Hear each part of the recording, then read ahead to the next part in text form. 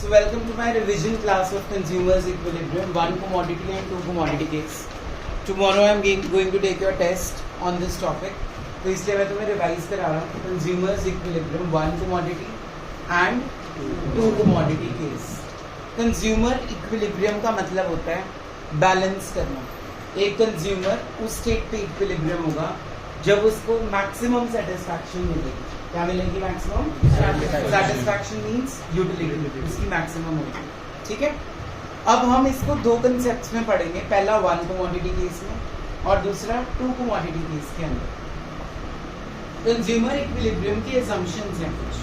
पहला, utility is measured in cardinal numbers. Cardinal numbers means 1, 2, 3, 4. That is all natural numbers are known as cardinal numbers. Clear?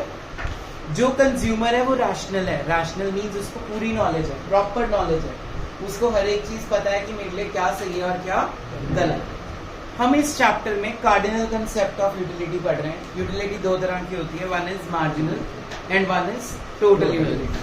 Clear है? अब हम start करते हैं that what is consumers equilibrium in one commodity case. One commodity case करने के लिए मैंने कुछ assumption ले लिए.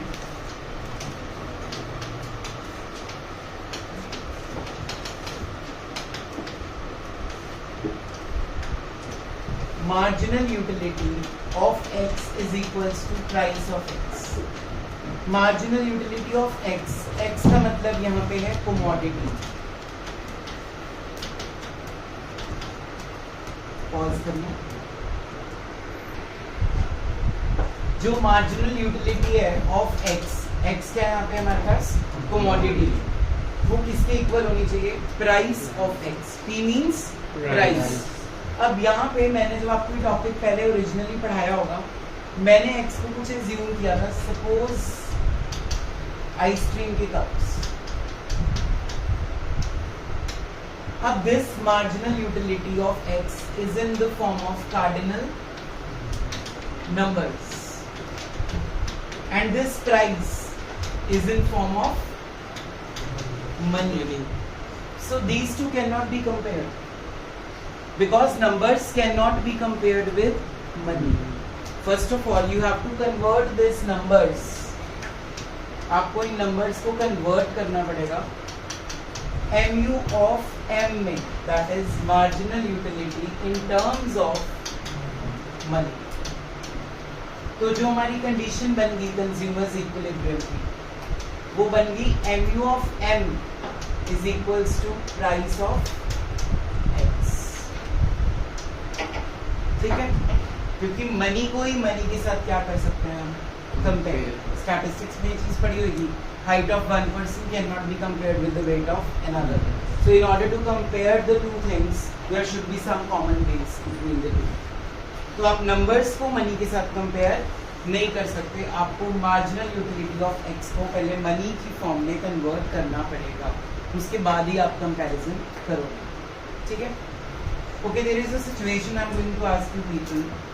चाहत, marginal utility in terms of money is greater than price of commodity x.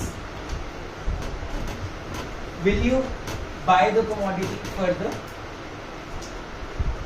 The utility derived from a commodity is greater than you are paying for it. Will you buy that commodity further or not? You will buy that commodity. Sit down. Common sense. अगर हमें satisfaction ज़्यादा मिल रही है और हमें उसके लिए price कम देना पड़ रहा है, तो हम वो चीज़ और खरीदेंगे, अपनी कंजम्पशन को बढ़ा देंगे. अगर मेरे को यूटिल्स में सेटिस्फैक्शन मिल रही है 20 इन टर्म्स ऑफ मनी और मैं उसके लिए पेमेंट कर रहा हूँ 15 रुपए खर्च करके मुझे एनर्जी कितनी मिल रही है? 20. तो मेरी ज्यादा सेटिस्फैक्शन मिल रही है मुझे, मैं खरीदूंगा ना अभी कमोडिटी को. मतलब मैं अपनी कंजम्पशन को क्या कर दूंगा? इंक्रीज. समझ आ रहा है? अगर मैं अपनी कंजम्पशन को इंक्रीज करूंगा, बार बार वही चीज कंज्यूम करके, मैं उससे बोर हो जाऊंगा. लॉ ऑफ डीएमयू अप्लाई हो जाएगा इस पे. एक ही चीज को अगर आप बार बार कंज्यूम करोगे उससे सेटिस्फैक्शन लेवल क्या हो जाएगा? कब तक कम हो जाएगा? जब तक वापस मार्जिनल यूटिलिटी ऑफ m इसकी इक्वल नहीं हो जाता प्राइस। तो एक कंज्यूमर को अगर सेटिस्फैक्शन ज्यादा मिल रही है और वो खर्च कम कर रहा है तो वो और खरीदेगा, अपनी कंजम्पशन को बढ़ाएगा। कब तक बढ़ाएगा? जब तक वो उससे बोर नहीं हो जाता। और जब वो उससे बोर हो जाएगा वो कंजम्पशन क्या हो जाएगी उसकी? कम। मतलब वापस से हमारा कंज्यूमर इक्विलिब्रियम किस पे पहुंच जाएगा? जहाँ पे दोनों चीजें क्या हो जाएंगी? इक्वल। समझ आया? एक और सिचुएशन देखते हैं। मोक्ष आप बताना। Marginal utility in terms of money is less than the price of x. आपको सेटिस्फैक्शन कम मिल रही है, आप प्राइस ज्यादा पे कर रहे हो, तो आप वो कमोडिटी खरीदोगे? नहीं खरीदेंगे। हमारी सेटिस्फैक्शन कम है और जो पेमेंट है वो क्या है? ज्यादा। तो हम उसकी कंजम्पशन को क्या कर देंगे? डिक्रीज कर देंगे। जब उसकी कंजम्पशन डिक्रीज होगी तो सेटिस्फैक्शन लेवल क्या होना हो जाएगा? हाई। क्योंकि लॉ ऑफ टीएमयू यही कहता है ना, जो चीज नहीं है मेरे पास मैं उसको खरीदना बेटर करूंगा। तो जिसकी कंजम्पशन कम कर दी मैंने, अब मुझे उससे सेटिस्फैक्शन ज्यादा मिलनी शुरू हो जाएगी क्योंकि वो चीज मेरे पास नहीं है।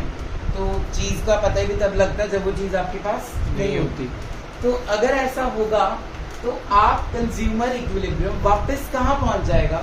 जहाँ पे दोनों की सेटिस्फैक्शन प्राइस के इक्वल हो जाएंगे। मतलब इन शॉर्ट कंज्यूमर तब तक अपनी कंजम्पशन को कम करेगा जब तक mu of m is equals to price of x के इक्वल हो जाएगा। तो चाहे कोई भी सिचुएशन हो, चाहे वो ग्रेटर हो चाहे वो स्मॉलर हो, कंज्यूमर अपने आप कहाँ पहुंच जाएगा? एक दिन इक्विलिब्रियम। अभी तक हमने क्या पढ़ा है? Consumers equilibrium one commodity case. One commodity का मतलब है हम एक ही कमोडिटी खरीदेंगे। ठीक है, सबसे पहले मैंने स्टार्ट कहाँ से करा था टॉपिक कि कंज्यूमर इक्विलिब्रियम की कंडीशन क्या है? mu ऑफ x किसके इक्वल होता है? px के। अब ये जो mu है this is utils, cardinal numbers, and this price is in terms of, तो इनका तो कोई कंपैरिजन है ही नहीं, इनको हम कंपेयर नहीं कर सकते। हमें mu ऑफ x को पहले कन्वर्ट करना पड़ेगा। किसमें कन्वर्ट करना पड़ेगा? mu of money. अब हम चेक करेंगे अपनी कंडीशन कि ये इक्विलिब्रियम होगा। जहाँ पे आप सेटिस्फैक्शन और प्राइस दोनों का सेम होगा वो इक्विलिब्रियम होगा। लेकिन अगर आपको सेटिस्फैक्शन ज्यादा मिल रही है प्राइस से, सेटिस्फैक्शन ज्यादा मिल रही है, तो आप कंज्यूम भी ज्यादा करोगे। जब आप कंज्यूम ज्यादा करोगे कुछ टाइम बाद भी उस पर डीएमयू अप्लाई हो जाएगा, उससे आपकी सेटिस्फैक्शन क्या हो जाएगी? कम। तो आप वो कमोडिटी को लेना छोड़ दोगे और तब तक कंसिडर करोगे जब वो वापस से कहाँ नहीं पहुंच जाता? mu ऑफ m किसके इक्वल नहीं हो जाता? px। ठीक है। सेकंड मैंने क्या सिचुएशन डिस्कस की? अगर मेरी मार्जिनल यूटिलिटी ऑफ मनी कम है किससे? प्राइस से। मतलब आपको एनर्जी मिल रही है 20, आप पेमेंट कर रहे हो 25 की, खर्चा आप 25 रुपए कर रहे हो, बट आपको सेटिस्फैक्शन उससे कम मिल रही है, तो आप क्यों खरीदोगे वो कमोडिटी? आप उसकी कंजम्पशन पहले ही क्या कर दोगे? कम कर दोगे। कहाँ तक कम करोगे? जहां तक वो वापस से क्या हो जाएगा? इक्वल। तो कहीं पे भी हो, अगर तुम चाहे ग्रेटर देन वाली वैल्यू पे हो चाहे लेस देन वाली वैल्यू पे, तुम ऑटोमेटिकली एक दिन कहाँ पहुंच जाओगे? इक्विलिब्रियम। ठीक है, अब इसको शेड्यूल के थ्रू हम समझते हैं। Let's take an example. Ice cream के कप्स खाएंगे हम, 1 2 3 4 5 6 7. Let it be the price of the cup is 10 rupees. Price will always remain the same. Marginal utility of x जो मेरे को मिल रहा है that is 20, 18, 16, 10, 0. कितने हो गए? 2 3 4 5. यहाँ पे 8 ले लेते हैं पहले, फिर 0, फिर -5. ठीक है, हो गए 7. अब इन दोनों को आप कंपेयर नहीं कर सकते क्योंकि ये जो है कार्डिनल नंबर्स हैं और ये क्या है? मनी। तो मुझे पहले इसको कन्वर्ट करना पड़ेगा mu in terms of m में। अब मुझे यहाँ एक assumption लेनी पड़ेगी। ये assumption मैंने ले ली कि 1 रुपी स्पेंड करके मुझे 1 न्यूटन की एनर्जी मिलती है। 1 रुपया खर्च करके मुझे कितनी एनर्जी मिल रही है? 1 रुपी। मैंने शायद उसमें पता नहीं 4 रुपीज लिया होगा जब मैंने ओरिजिनली टॉपिक पढ़ाया था। तो अब इस सबको 1 से डिवाइड कर दो। 20 डिवाइडेड बाय 1 बोलो 18, 16, 10, 8, 0 एंड -5। अब इसको हम कंपेयर कर सकते हैं किससे? प्राइस से। देखो तुम लोग खर्च कितना कर रहे हो पहले? तुम्हें एनर्जी कितनी मिल रही है? तुम्हें कितना प्रॉफिट हो गया? 10 रुपीज का प्रॉफिट हो गया। यस और नो?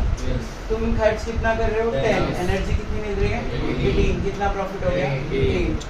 10 खर्च करके 16, 0 नेगेटिव में शुरू हो गया। तो बस हमें कहाँ तक खरीदना है कमोडिटी को? जहाँ पे हमारी condition MU of M is equals to price of commodity X balance है। कितने यूनिट्स हमें खरीदने चाहिए अपनी आइसक्रीम के? 4 आएंगे। 20, 18, 16, 10 4 आएंगे। ठीक है, वो प्रॉपर बना नहीं हुआ तो सर्कल उसके लिए क्लियर हो गया सबको? तो दिस इज वन कमोडिटी। अब इसका डायग्राम प्लॉट कैसे करना है तुम्हें?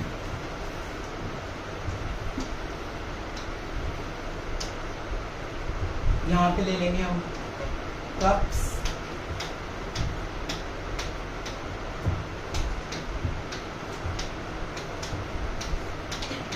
यहाँ पे ले लेंगे हम मार्जिनल यूटिलिटी एंड प्राइस।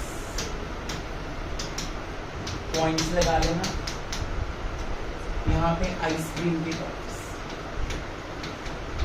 जो प्राइस था वो 10 था तो वो 10 पे पॉइंट हो गया। मार्जिनल यूटिलिटी तुम ड्रॉ करोगे, ये गलत करूंगी,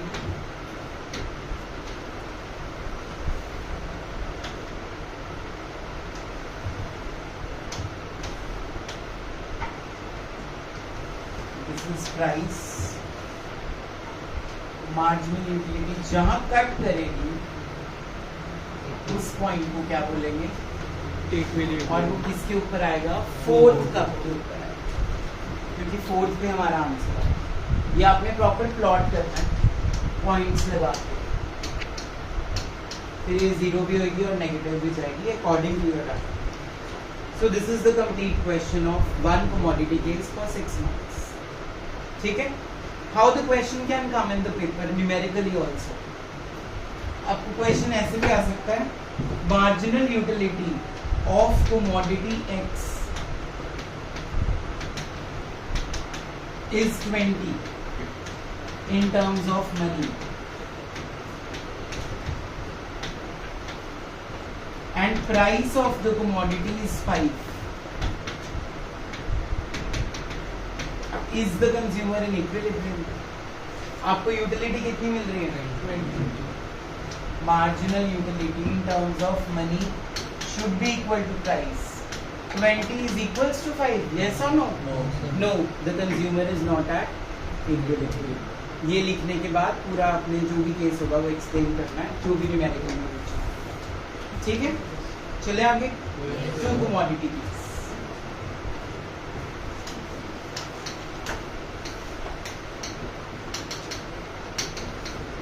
टू कमोडिटी केस में same assumptions, law of DMU apply होगा, और जो कंज्यूमर है वो रैशनल है, जो उसकी इनकम है वो लिमिटेड है। अब उसने कितनी कमोडिटीज खरीदनी है? 2 commodities. Let it be oranges and apples. अब जिससे उसको सेटिस्फैक्शन ज्यादा मिलेगी वो पहले वो वाली कमोडिटी खरीदेगा, जिससे उसको सेटिस्फैक्शन कम मिलेगी वो कमोडिटी को बाद में खरीदेगा। क्लियर है? अब इसकी कंडीशन देखते हैं। MU of X upon PX is equals to MU of Y upon PY. What is X here? X means let it be oranges. What is Y? Let it be apples. What is price of X? That is price of oranges. And what is PY? Price of apples. ठीक है, this is the condition of consumers equilibrium that both utilities and prices should be equal to each other. ठीक है? What happens if mu of x upon px is greater than mu of y upon py? ध्यान से देखना, उसको oranges से satisfaction ज्यादा मिल रही है और एप्पल से सेटिस्फैक्शन उतनी नहीं मिल रही। जब ऑरेंज से सेटिस्फैक्शन ज्यादा मिलेगी तो वो ऑरेंज ज्यादा कंज्यूम करेगा, यस और नो? Yes, sir. उसने ऑरेंजेस को ज्यादा बाय किया। अब एक टाइम क्या आएगा, वो ऑरेंजेस से क्या हो जाएगा, बोर हो जाएगा, क्योंकि हमने लॉ ऑफ डीएमयू क्या पढ़ा है, एक ही चीज को खा खा के हम क्या हो जाते हैं, बोर। तो वो अब ऑरेंजेस को क्या कर देगा, कम। कहाँ तक कम करेगा, जहाँ पे वापस वो दोनों आपस में क्या नहीं हो जाते, Equal. अब आ जाओ इसकी सेकंड सिचुएशन क्या बनेगी, mu of x upon px is less than mu of y upon py। अब इसका मतलब क्या हुआ कि जो सेटिस्फैक्शन ऑरेंजेस से थी वो कम मिल रही है और एप्पल से सेटिस्फैक्शन, अब वो क्या करेगा, कुछ टाइम बाद एप्पल से बोर हो जाएगा और एप्पल्स को कम कर देगा। कब तक कम करेगा, जब तक वो आपस में क्या नहीं हो जाती, Equal. तो इसमें भी न्यूमेरिकली बेस्ड आपको क्वेश्चन का ला सकते हैं। क्लियर है सबको? Yes, sir. अब इसको अगर हम टेबल में डालेंगे तो मैंने आपको ये बताया था कि मान लो मेरे पास 6 रुपए हैं, मुझे वो सारे के सारे 6 रुपए अपने 10 एज्यूम किए थे, शायद हमने 10 रुपीज एज्यूम किए थे। हम एक साइड ले लेंगे ऑरेंजेस और एक साइड ले लेंगे एप्पल्स। किसी के पास वो डाटा है अभी कॉपी पे? 17, 15, 12, 10, 7 and 5, 26, 23, 19, 16, 13 and 10। ठीक है जी, मैंने एज्यूम कर लिया कि जो प्राइस ऑफ ऑरेंज है वो 1 रुपए है और जो प्राइस ऑफ एप्पल्स है वो भी 1 रुपए। 1 रुपए का एक ऑरेंज मिलेगा और 1 रुपए का ही एक एप्पल मिलेगा और मेरे पास टोटल पैसे कितने हैं, 10 रुपए हैं। मुझे वो 10 रुपए दोनों पे स्पेंड करने हैं। अक्षता, आप पहला रुपया एप्पल्स पे खर्च करोगे या ऑरेंजेस पे? गुरप्रीत से हॉरिबल हुआ, हॉरिबल। एप्पल्स क्यों, रीजन क्या है? उनसे हमें सेटिस्फैक्शन ज्यादा मिल रही है। देखो 17 और 26 किससे सेटिस्फैक्शन ज्यादा मिल रही है? तो पहला रुपया स्पेंड हो गया, वेरी गुड सिद्धम, पहला रुपया स्पेंड हो गया मोक्ष किसके ऊपर, एप्पल्स के ऊपर। कितने में से बच गए मेरे पास, 9 रुपए। अब अगला रुपया स्पेंड करते हैं 15 या 23, सेटिस्फैक्शन किससे ज्यादा है, एप्पल। तो 2 रुपए मैंने खर्च कर दिए एप्पल्स के ऊपर अभी तक, यस और नो? थर्ड रुपी की बात करते हैं। थर्ड रुपी में किस पे स्पेंड करूंगा, 12 या 19? तो थर्ड रुपया पे वो भी किस पे खर्च कर दिया मैंने, कितने रह गए, 7 rupees still left with the consumer. 10 और 16, तो फोर्थ रुपी भी मैंने किस पे स्पेंड कर दिया, 7 और 13, अभी भी मैंने 5 रुपए पूरे के पूरे एप्पल्स पे खर्च कर दिए। 5 और 10, अगेन मैंने 6 रुपए के क्या खरीद लिए पहले। अब मेरे पास पैसे कितने बचे, 4। अब वो मैं डेफिनेटली किस पे खर्च करने वाला हूँ, हो गए 10 रुपए पूरे। जब आप ये सब ऐड करके देखते हो, देखो 26 plus 23 plus 19 plus 16 plus 13 plus 10 plus 17 plus 15 plus 12 plus 10, ये बनता है 161 न्यूटन्स। क्या बनता है, 161, शायद उससे भी ज्यादा ही बनेगा, मुझे नहीं पता एग्जैक्ट फिगर क्या है। Is it clear? ये होगी पहली सिचुएशन। अब आ जाओ दूसरी सिचुएशन के ऊपर। तुम 5 रुपए एप्पल्स पे खर्च कर दो और 5 किस पे खर्च कर दो, करके देखोगे जब तुम इसको ऐड, वो इतना नहीं बनेगा, ठीक है।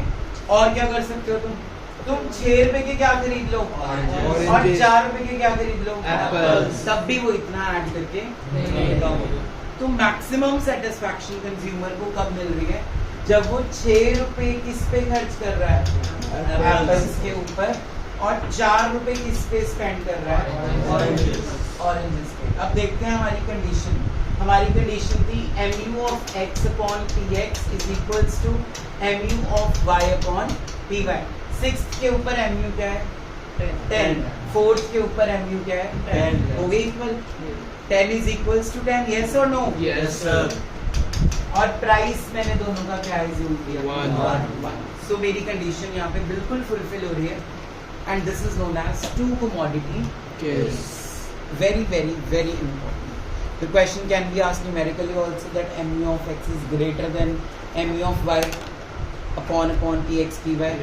then till when the consumer will be in equilibrium and so on so depending upon the question you have to solve it numerically and tell me whether he is at equilibrium or not if it is not at equilibrium then you have to write down no the consumer is not at equilibrium how will he reach the equilibrium state wo bhi explain kar so tomorrow's test is going to be a little bit of complicated पढ़ के आना book से नहीं तो उड़ गए तो PTM होगी सेकंड इसका डायग्राम कैसे बनेगा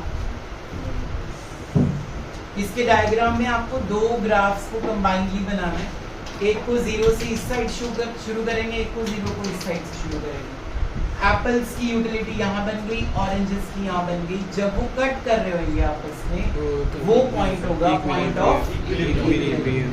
is it clear Yes, sir. so this is known as consumers equilibrium both one commodity and Second two commodity. commodities thank you